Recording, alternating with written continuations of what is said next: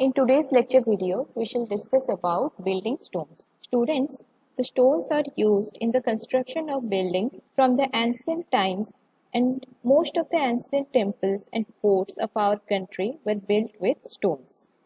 The Taj Mahal at Agra and Red Fort, Jama Masjid, Parliament House, Central Secretariat, and Rashtrapati Bhavan at Delhi, and various other prominent structures spread throughout the length and breadth of our country furnish us the splendid examples of contribution of stones as a building material. Even at present, they form a basic material for cement, concrete, and bricks. The stones are generally used for foundations, walls, columns, lintels, roofs, floors, etc. The stones are adopted to give massive appearance to the structure. The stones are also used to cover floor of buildings of various types such as residential, commercial, industrial, or any other kind of building. The stones are disintegrated and converted to form a basic material for cement, concrete, morum of roads, calcareous cement, artificial stones, etc. The stones are also used as ballast for railways, flux in blast furnaces, the blocks in the construction of bridges, piers, abutments, retaining walls, dams, etc. So stones are naturally occurring compact, solid and massive material that make the crust of the earth. Technically, the stones are called as rocks. The rocks occur in great variety. The rocks possess suitable properties, often find use in building stones. It follows that all building stones are rocks in nature. All rocks may not be useful as building stones. These are the pictures of building stones. So stones have been used in all types of construction since time immemorial. The pyramids of Egypt, the Eiffel Tower, the temple of Jagannath Puri, the Taj Mahal, the Red Fort, the Great Wall of China, and hundreds of historical buildings in each big country are made of stones. The greatest thing about the stone is that they are natural and they do not require to be manufactured. Stone, timber, and clay had been the most commonly used construction material right from the beginning of the civilization and till the advent of Portland cement, and hence concrete in the early 19th century. So these are the pictures of some of the historical buildings which are made up of stones. The building stones are classified in three ways. These are classified as per geological classification, physical classification, and chemical classification.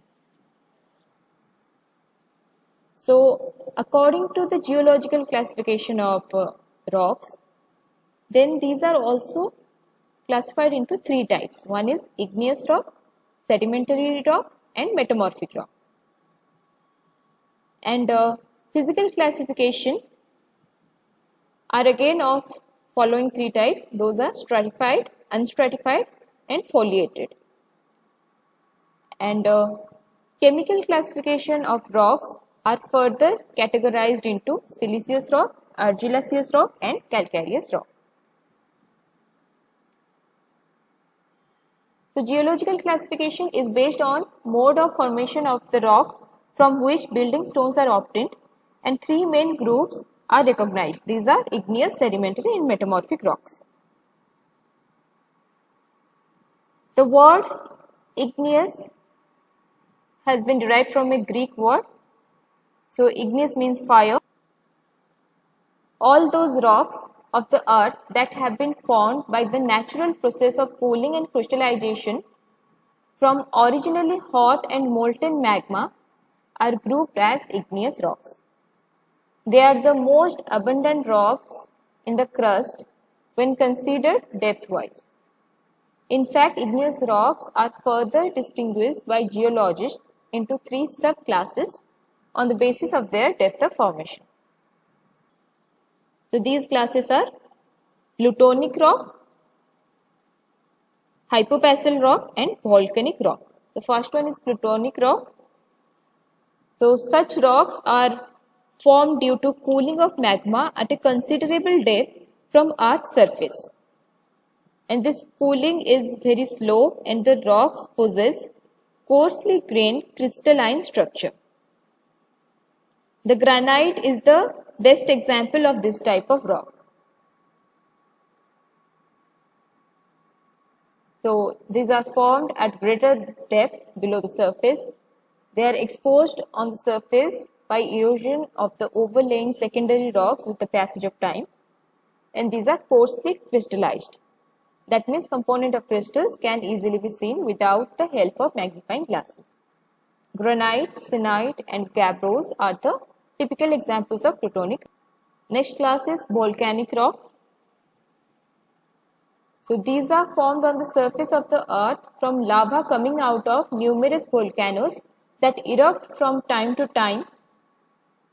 Basalt and trap rocks are very common examples. The constituent minerals are so small that they can be seen only after magnifying under microscope.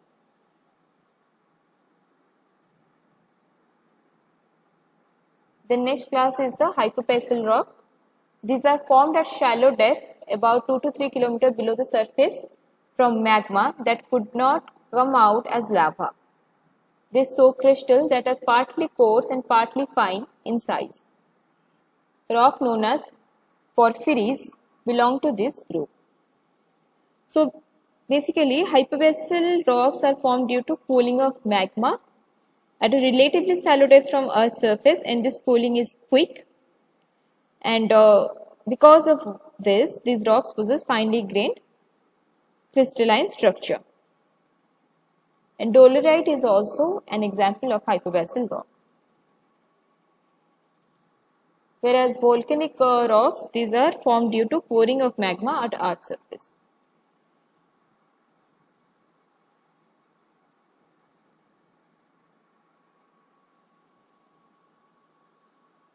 Then the next category of rock as per geological classification is sedimentary rock. So sedimentary rocks are the most widespread rocks found covering a great part of the surface of Earth. The sedimentary rocks are formed from any type of pre-existing rocks by a simple process of breakdown into smaller particles under the influence of natural agencies like wind, water, ice, and atmospheric gases.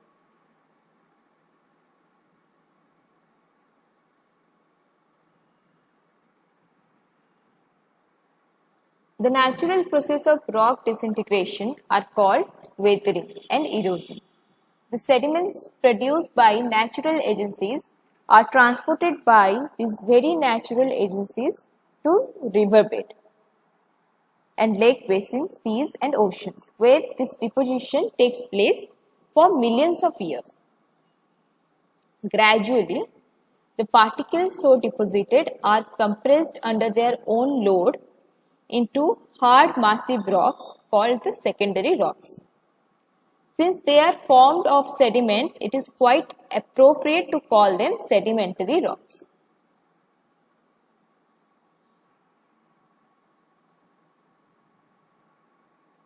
So here you can see some of the pictures of sedimentary rocks. So just like the previous category of rock, that is igneous rock, sedimentary rocks may also be formed in different manners, and these subgroups of sedimentary rocks are clastic rock, clastic rocks, chemically formed rocks and organically formed rocks.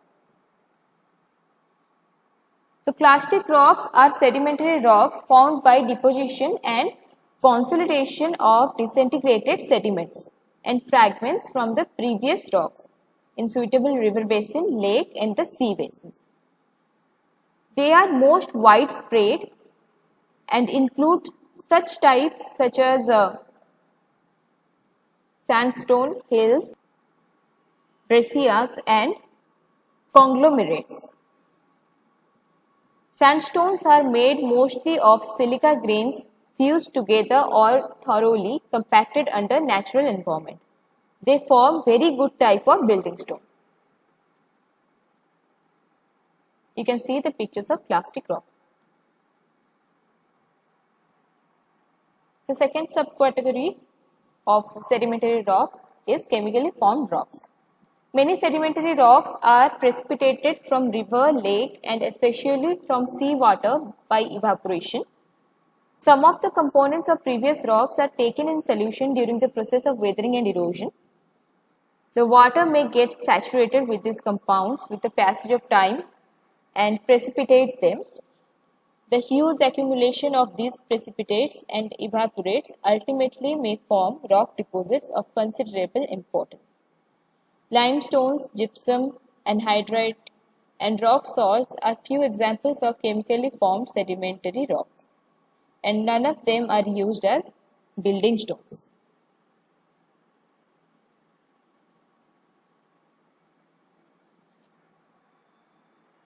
So next subcategory of sedimentary rocks is organic formed sedimentary rocks. So students, as we know that there are more than 70% of surface of earth is covered with water in the form of sea and oceans. Great variety of life exists in these great water bodies, and many sea animals have their hard parts made up of bones, which are a mixture of calcium and magnesium carbonates. So these parts accumulate at proper places on the sea floor. Gradually, huge thickness of such deposits get formed and compacted and consolidates with the passage of time. These are the organically formed sedimentary rocks.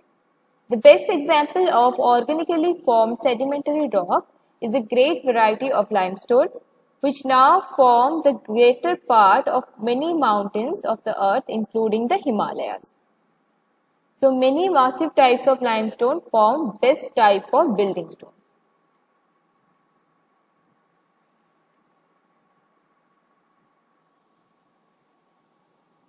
The next category of rock based on geological classification of rocks is the metamorphic rock. Meta means change, morph means form. So these are originally either igneous or sedimentary rocks, but with the process for their change under the influence of temperature and pressure and chemical environment, metamorphism occurs. When an existing rock gets subjected to increased temperature or changed stresses and chemically active fluids, it undergoes a slow but definite change in its original structure and chemical composition. And the new rock so formed is called metamorphic rock. The best example of metamorphic rock is marble. So marble is formed in natural environment by very gradual heating of sedimentary rocks. Limestone in its natural environment. The heating may be caused by rise of magma from below in a limestone area. Similarly, another sedimentary rock shell may be formed combined action of temperature, pressure and chemically active fluids that it gets changed to a metamorphic rock slate. So the chemical classification of rocks are based on the dominant chemical composition, and here the rocks are classified into siliceous rocks, argillaceous rocks and calcareous rocks. So siliceous rocks have silica as the predominant component, that is more than 50% of the bulk composition of the rock. These include variety of quartzites. Naturally, they are classed among the strongest type of building stones. Some other rocks like granite, sandstones and gneiss are also made up of silica in combined form.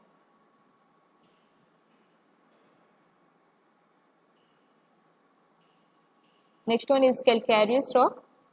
In these rocks, the dominant component is a carbonate, generally of calcium but often with magnesium. Most commonly, they belong to sedimentary and metamorphic group of rocks. Limestone, dolomite and marbles are entirely carbonate rocks and all form good building stone.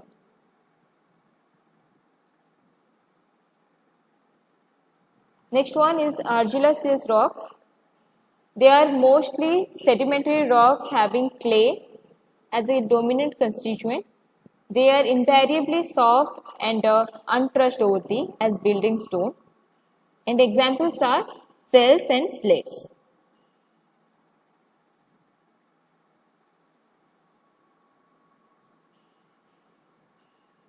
The physical or the structural classification of rocks classify the rocks into three types: stratified, unstratified, and foliated rocks. So first is the unstratified rocks. So these rocks occur in huge masses without showing any layered structure in them. Igneous and many metamorphic rocks and some sedimentary rocks may be seen occurring as big masses. Example are granite and quartzite, often occur in massive form.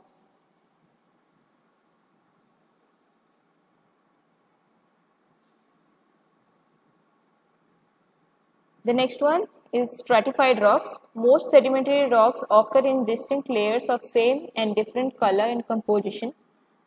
Their different layers are also called beds and are separated by planes of weakness known as the bedding planes.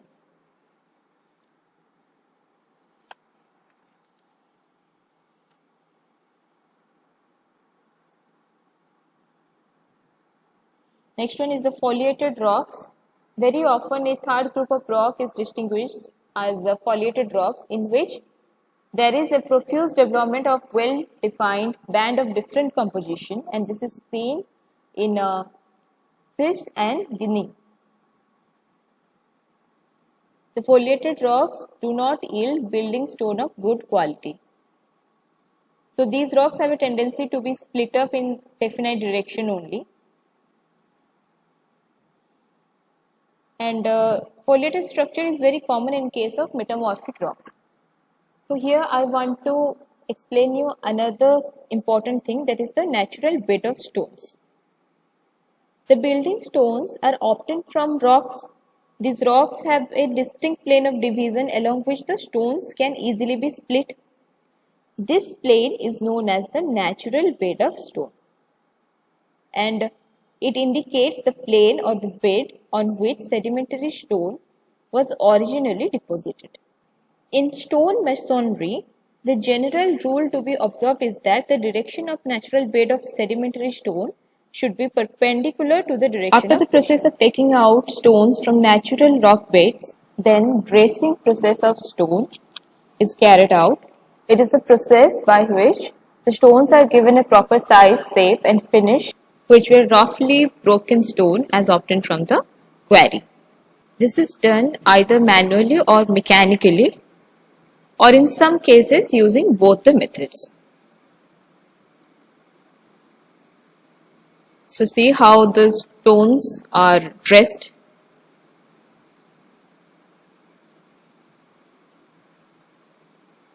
So stones as obtained from quarries are very rough and irregular in shape. Besides, they may be too bulky to be used in construction. Hence, various objectives of dressing are to reduce the size of blocks, to easily transport the rocks or the stones, to give a proper shape to the stone, to obtain an appealing finished stones which can be used as a construction material. Methods of dressing of stones. The dressing of stones can be done both manually and mechanically. Manually, some skilled workers, they can work with the help of chisel, hammer, and abrasives to finish the stone. And not only they can give excellent finish and polish to the stone, but also they can do carving and engraving work on the stone. And mechanically, special saw-fitted machines can cut the stones and give them a proper shape and size. So these are known as the rock cutters.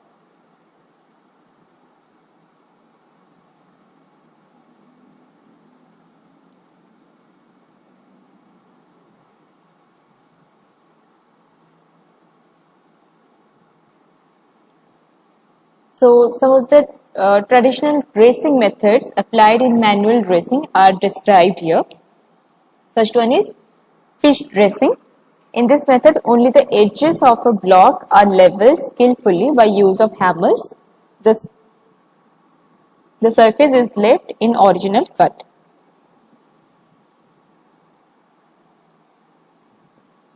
Hammer dressing. In this method of dressing, edge as well as the face are reduced to even regular face. It has peated appearance on the surface.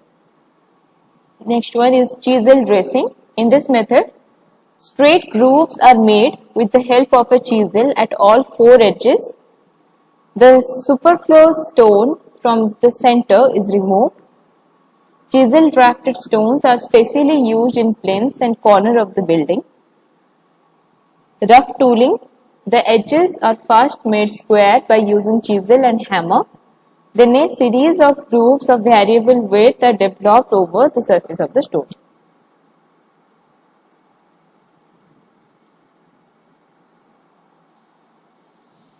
Next category is the punch dressing. It is done on the stone that have been already roughed.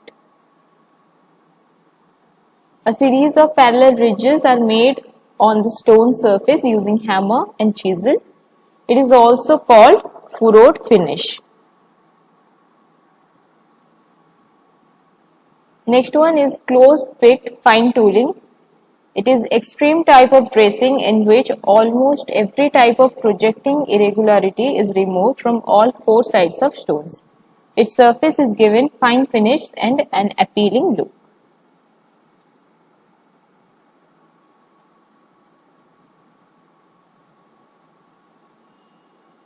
Next, we shall discuss about the qualities of a good building stone.